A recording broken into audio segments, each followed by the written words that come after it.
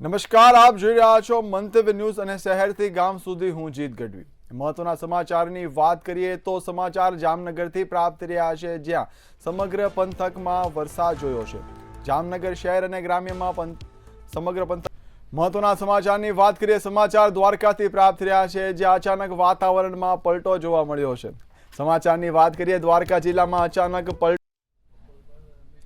अन्य समाचार बात करिए महत्वना समाचार वडोदराथी प्राप्त थी रह्या छे, ज्यां कुख्यात आरोपी ने भाजपे एससी मोर्चानो जे मंत्री बनावायो हतो। वडोदरानी जो बात करिए वोंटेड आरोपी ने एससी मोर्चानो जे रीते केंद्रनी मोदी सरकारे एक पछी एक झटका आप्या छे अने एना कारणे देशनो सामान्य ने मध्यम वर्ग पारावार मुश्केलीनो सामनो करे छे। गरीब अति परेशानीनो सामनो करी रह्या छे અને એમને પોતાનું જીવન નિર્વાહ ચલાવવો પણ અતિ મુશ્કેલ થયો છે। છેલ્લા થોડાક દિવસની અંદર જોઈએ તો ગુજરાતમાં અને દેશની અંદર કોમર્શિયલ ગેસની અંદર 218 રૂપિયા જેટલો તોતી વધારો ઝીકવામાં આવ્યો છે। કહેવાય કોમર્શિયલ ગેસ, પણ આ કોમર્શિયલ ગેસના કારણે રેસ્ટોરન્ટથી માંડીને લોકોની ખાદ્ય પદાર્થોથી માંડીને અનેક ચીજ વસ્તુઓમાં સીધો ઉમેરો થયો છે અને લોકોની ભાવ વધારાનો ભોગ બનવો પડ્યો છે। अन्य समाचार बात करवामां आवे तो महत्वना समाचार राजकोटथी प्राप्त थी रह्या छे, ज्यां स्थानिक स्वराज्यनी चूंटणीने लईने मोटा समाचार मळी रह्या छे। जो बात करिए राजकोटनी तो अमित चावड़ा जो समाचार में आगळ बात करिए महत्वना समाचार बनासकांठाथी प्राप्त थी रह्या छे, ज्यां वीरपुरमां मृतदेह युवकनो मळी आव्यो छे। जो बात करिए तो बनासकांठाना वीरपुर नजीक युवकनो मृतदेह। कच्छमां अचानक बदलायेला हवामान साथे मेघराजानी एंट्री थता खेडूतोमां चिंता फैलाई छे। मुंद्रा तालुका सहित अनेक विस्तारोमां पड़ेला मावठाथी खेतरोमां तैयार पाकने नुकसान थवानी भीति वधी छे।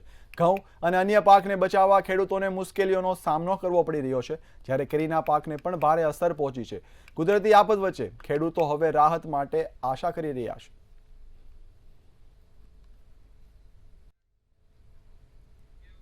राज्य में स्थानिक स्वराजनी चूंटणीनी जाहेरात बाद राजकीय पक्षोए तैयारीओ तेज करी छे। अमदावादनी बात करिए तो भाजपे 48 वोर्डमां 2 दिवसीय सेन्स प्रक्रिया शरू करी दीधी हती, जेमां विधानसभा दीठ મહેસાણામાં સ્થાનિક સ્વરાજ્યની ચૂંટણી જાહેર થતા ભાજપે તૈયારીઓ તેજ કરી દીધી છે। મહાનગરપાલિકાની 52 બેઠકો માટે 450થી વધુ ઉમેદવારોએ ફોર્મ લીધા બાદ આજે 2 દિવસીય સેન્સ પ્રક્રિયા શરૂ કરાઈ છે। પ્રથમ દિવસે વોર્ડ 1 થી 6 માટે ટિકિટ ઇચ્છુકોની ભીડ ભાજપ કાર્યાલય ખાતે જોવા મળી હતી। નિરીક્ષક તરીકે આવેલા મંત્રીઓ સમક્ષ ઉમેદવારોએ પોતાની દાવેદારી મજબૂત બનાવવા પ્રયત્નો કર્યા હતા।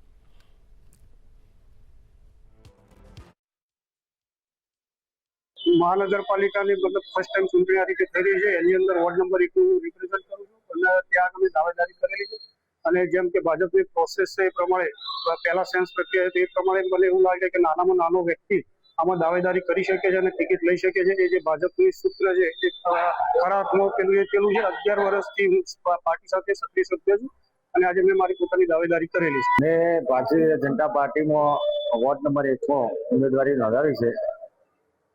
पार्टी टिकट आपसे तो मजबूती लड़ी लईशुं।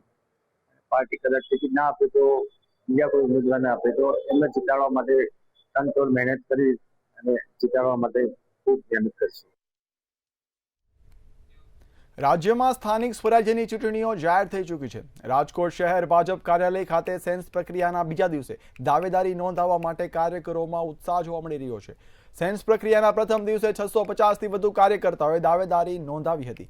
મનપાના પૂર્વ મેયર પ્રદીપ ડવ અને શાસક પક્ષના પૂર્વ નેતા લીલુબેન જાદવ દ્વારા પણ દાવેદારી નોંધાવવામાં આવી છે।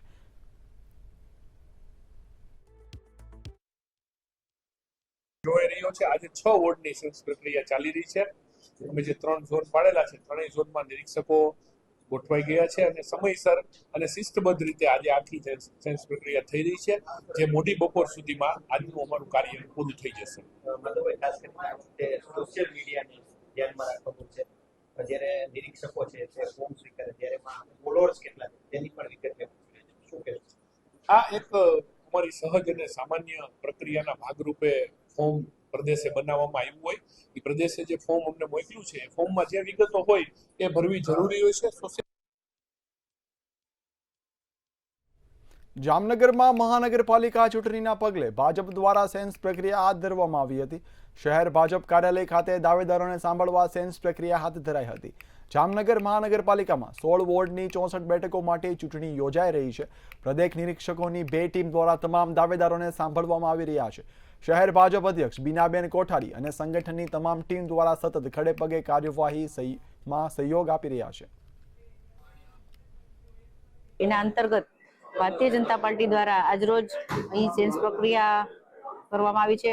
જામનગર મહાનગરના ઉમેદવારો નક્કી કરવા માટે અહીં જામનગરમાં ભાજપ કાર્યાલય ખાતે અને ફ્રેન્ડ્સ હોલ ખાતે 2 તબક્કામાં આ સેન્સ પ્રક્રિયા આજરોજ ચાલુ છે. કુલ 1575 જેટલા ફોર્મ આવ્યા છે, જેમણે દાવેદારી કરી છે. ખૂબ આ પ્રક્રિયામાંથી પસાર થઈને જે કંઈ ઉમેદવાર નક્કી થશે એ પ્રજાલક્ષી કામ કરવા માટે કટિબદ્ધ હશે અને એવા ઉમેદવારોનું ચયન કરવામાં આવશે. અને અમારા બોર્ડના પ્રવાસ દરમિયાન પણ ખૂબ સારો પ્રતિસાદ ભારતીય જનતા પાર્ટીને મળ્યો છે. સુપ્રસિદ્ધ યાત્રાધામ સાળંગપુર ખાતે હનુમાન જયંતીની ભવ્ય ઉજવણી કરવામાં આવી હતી. હનુમાન જન્મોત્સવના પાવન અવસર પર દાદાને સુવર્ણ જડિત વાઘા પહેરાવવામાં આવ્યા હતા. 1 લાખ બુલતી ડ્રોપ ભક્તોનું હાલ ભવ્ય સ્વાગત કરવામાં આવ્યું હતું. તેમજ 151 કિલોની કેક કાપી ભક્તો હનુમાન ભક્તિમાં લીન થયા હતા. દાદાને 108 ધજા અને મહાઅન્નકૂટ પણ ધરવામાં આવ્યો હતો.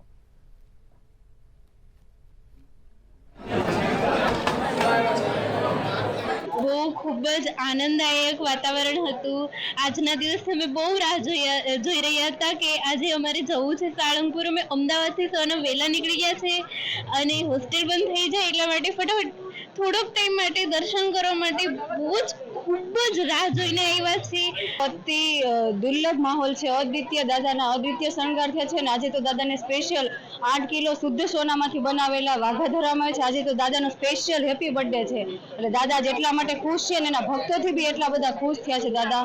અને આજે દાદાના લાખો ભક્તો સવારનાથી હું જોઉં છું, સવારની 4 વાગ્યાથી લઈને અત્યાર સુધીનો એટલો માહોલ છે, દાદાનો ક્રાઉડ છે લોકોનો દાદાના દર્શન કરવા માટે. આટલો તડકો છે, આટલી ઓલી છે તો બી દાદાના દર્શન માટે લોકો લાઈનમાં એટલા ઉભા રહે છે. એનો આજે પ્રાકટ્ય મહોત્સવની અંદર હજારો અને લાખોની સંખ્યામાં માનવ મેદની ઉમટી છે અને ખૂબ શ્રદ્ધાપૂર્વક દર્શન કરી રહી છે. સવારે 5 વાગ્યાને મંગળાથી લઈને અત્યાર સુધીમાં 2.5 લાખ ઉપરાંત લોકોએ દર્શન કર્યા અને હનુમાનજી મહારાજને સુંદર સુવર્ણના વાઘા અલંકાર ધરાવવામાં આવ્યા છે. અત્યારે છડીનો અભિષેક થયો. 56 ભોગ હનુમાનજી મહારાજને ધરાવાશે અને 1000 ઉપરાંત હરિભક્તો સમૂહ મારુતિ યજ્ઞની અંદર લાભ લઈ રહ્યા છે. મંતવ્યની ટીમ પહોંચી છે આજે સાળંગપુર ખાતે. બોટાદનું જે સાળંગપુર ધામ છે તે ધામ આજે સમગ્ર ભારતમાં ઠેર ઠેર જ્યારે હનુમાન જન્મોત્સવનું જ્યારે ઉજવણી થતી હોય ત્યારે આજે સાળંગપુર ખાતે બહુ મોટી સંખ્યામાં છે તે લોકો છે તે આજે દર્શન કરી અને ક્યાંક ને ક્યાંક માથું નમાવી અને ધન્યતા અનુભવતા હોય છે. ત્યારે આજે દાદાને અત્યારે હાલની અંદર જ્યારે દાદાને છે તે અન્નકૂટની તૈયારી થઈ રહી છે, સુવર્ણ વાઘા કરાવ્યા છે, ત્યારે આજે લોકો છે તે સુવર્ણ વાઘાને જોઈ અને આકર્ષિત થઈ અને શીશ નમાવી અને ક્યાંક ધન્યતા અનુભવતા હોય છે. ત્યારે આજે સમગ્ર ભારતની અંદર જ્યારે જન્મોત્સવની ઉજવણી થતી હોય ત્યારે સાળંગપુર ખાતે આજે અત્યારે 2.5 લાખ પબ્લિકે દર્શન કરી લીધા છે અને અત્યારે હજી પબ્લિકનો ફ્લો એટલો બધો છે કે આજે સાંજ સુધીમાં લગભગ 10 થી 15 લાખ પબ્લિક છે તે દર્શન કરી અને ધન્યતા અનુભવશે. મંતવ્યની હરેશ પટેલ, સાળંગપુર.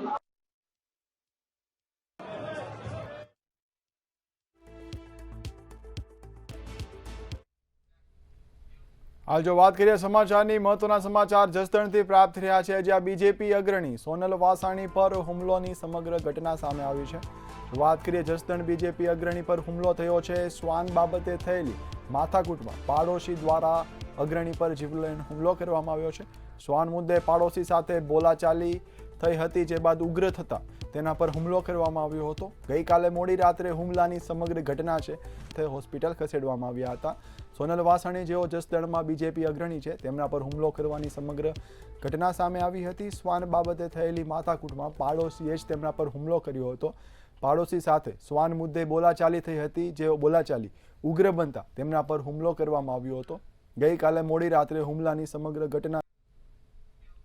તો હાલ શહેરથી ગામ સુધી બસ આટલું જ. વધુ અપડેટ્સ માટે જોતા રહો મંતવ્ય ન્યૂઝ.